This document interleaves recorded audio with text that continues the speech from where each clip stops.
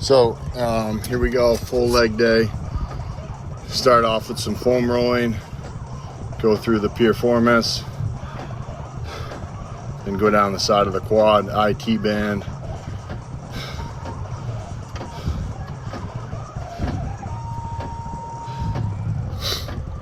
Do both sides and go through the front of the quad all the way up into the hip flexor here, getting out any knots, hamstrings, finish with some calves.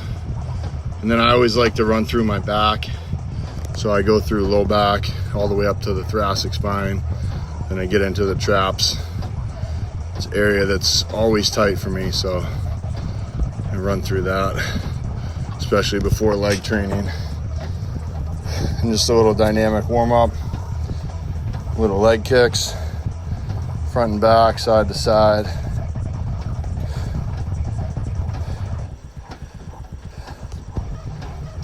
And go with some hip circles, both directions. Some walking RDLs, stretch out the hamstrings, open up the hips. And then throw on the band, I do some band activation. So these are just standing kicks with a band, 10 to the front, 10 to the side, 10 straight back.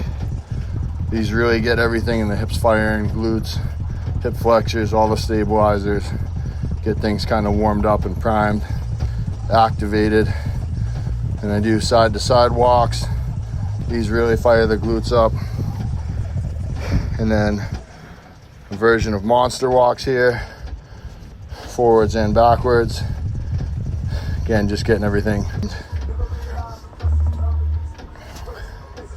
So start off with Nordic curls. These feel unbelievable.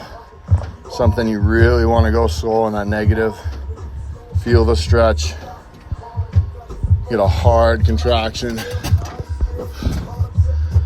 This is a great exercise to add in if you're already not doing them. Just do 2 sets there. Then after that, I move over to banded stiff legs. Again, these are not about going heavy. This is about the stretch, full stretch through the hamstring, and then the top, firing all the way through the glutes, getting the hips forward. Slow and controlled.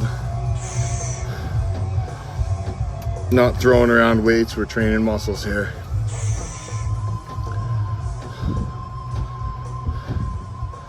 So after these, I move on to quads. Start with some lying leg extensions on the Bowflex, and I use the BFR bands just to get some extra blood in there. These are a great tool to give a little extra feel. You're always going to feel the target muscle if you throw these on, and you're not going to be able to go quite as heavy. Everything gets a little more intense here. So on these lying leg extensions, I want to get a full stretch. So these, I basically have like no tension at the bottom because it's a Bowflex, so it's accommodating resistance. But I'm getting that full stretch all the way up through the hip flexor. And a hard squeeze. Then to move in. After 3 sets of those leg extensions, I move over to hacks. 3 sets here.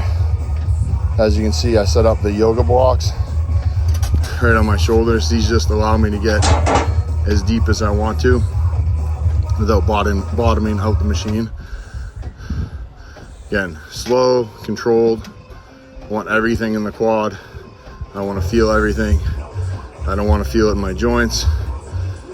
And I want to be able to really have that good connection with my quads through the entire movement, every rep. So every rep trying to make it look the same. So this isn't the greatest angle. I was able to get another set of these, so it's gonna come up next. A little better angle, as you can see where my range of motion actually is.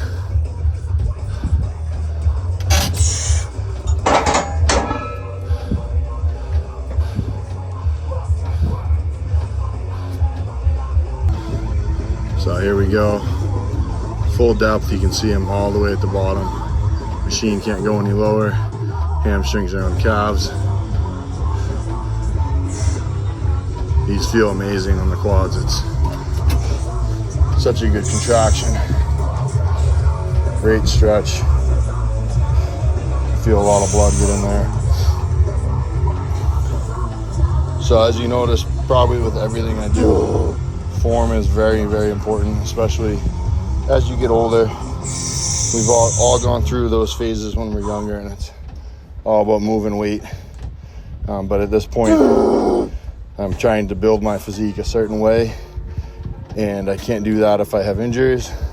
I need to be able to be consistent week in and week out with my training. So from there, finish off with one more for hammies. These single leg hamstring curls on the Bowflex.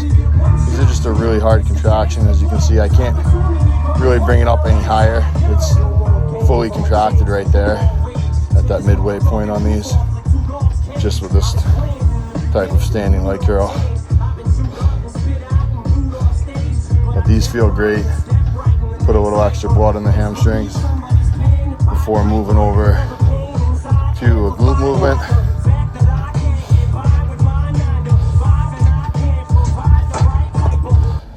So I was able to get a really good feel on these glute kickbacks.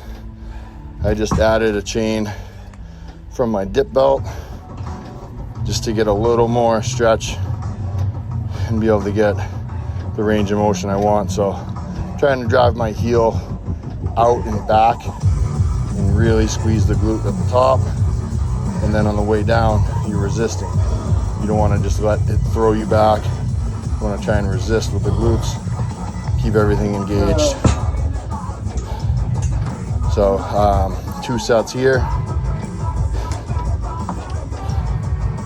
So 2 sets on all the hamstring and glute movements, and then 2 sets for abs at the end, and 3 sets on the 2 quad movements tonight.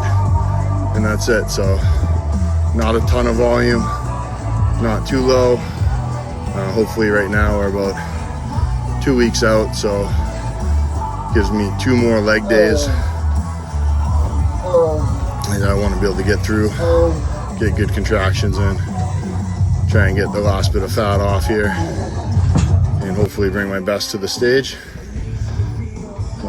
Always finish with abs. If you have a tendency not to do abs, if you put them at the end, throw them first. Get them done first. I enjoy doing them at the end, and I don't skip them, so I do them at the end.